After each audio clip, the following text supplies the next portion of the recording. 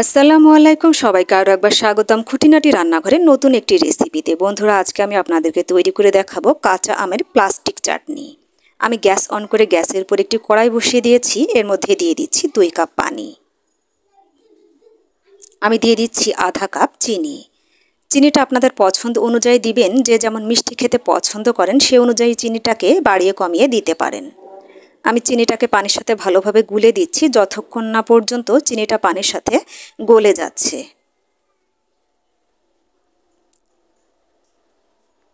বন্ধুরা, আমার রেসিপিটি ভালো লাগলে অবশ্যই একটি লাইক দিতে ভুলবেন না। দেখুন, চিনি পানির সাথে ভালোভাবে গুলে গিয়েছে। আমি দিয়ে দিচ্ছি 1 চা চামচ মৌরি। এবার আমি দিয়ে দিব আমের স্লাইস। আমি বড় সাইজে 2টা আম এভাবে সরু করে কেটে নিয়েছি।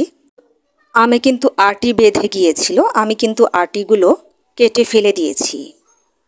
এভাবে আমি স্লাইস করে আমগুলো কেটে পানিতে ভালোভাবে ধুয়ে তারপরে চিনির শিরার মধ্যে দিয়ে দিচ্ছি। আমটাকে অবশ্যই কাটার সঙ্গে সঙ্গেই পানিতে ভিজিয়ে ভালোভাবে ধুয়ে নিতে হবে, তা না হলে কিন্তু কালো হয়ে যাবে। ঢাকা দিয়ে আমি 10 মিনিট জাল করে নেব। দেখুন, ঢাকা দিয়ে আমি 10 মিনিট জাল করে নিয়েছি। আমটা কিন্তু খুব ভালোভাবে সেদ্ধ হয়ে গিয়েছে। আমি এবার আধা চা চামচ লবণ দিয়ে দিলাম। এবার আমি দিয়ে দিব অরেঞ্জ ফুড কালার, সামান্য একটু। অরেঞ্জ ফুড কালার এজন্য দিচ্ছি, কালারটা খুব ভালো আসবে। আপনারা চাইলে শুকনা মরিচের গুঁড়াও দিতে পারেন।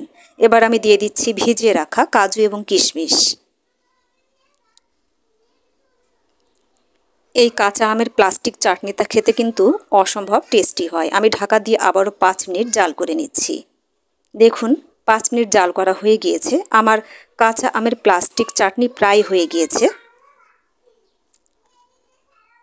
আমি আপনাদেরকে নামিয়ে দেখাচ্ছি। দেখুন কতটা সুন্দর হয়েছে কাঁচা আমের প্লাস্টিক চাটনি। আমি একটু চেখে দেখব। দেখুন, আমগুলো আস্ত আছে কিন্তু একেবারে কিন্তু সেদ্ধ হয়ে গিয়েছে। আমি একটু খেয়ে দেখছি কেমন হয়েছে। মুখে দিলেই কিন্তু মিলিয়ে যাচ্ছে এই কাঁচা আমের প্লাস্টিক চাটনি। বন্ধুরা, আজ আর নয়, আবারও দেখা হবে অন্য কোনো দিন নতুন কোনো রেসিপি নিয়ে। সে পর্যন্ত সবাই ভালো থাকুন, সুস্থ থাকুন, নিরাপদে থাকুন। আমার খুঁটিনাটি রান্নাঘরের সাথেই থাকুন। আল্লাহ হাফেজ।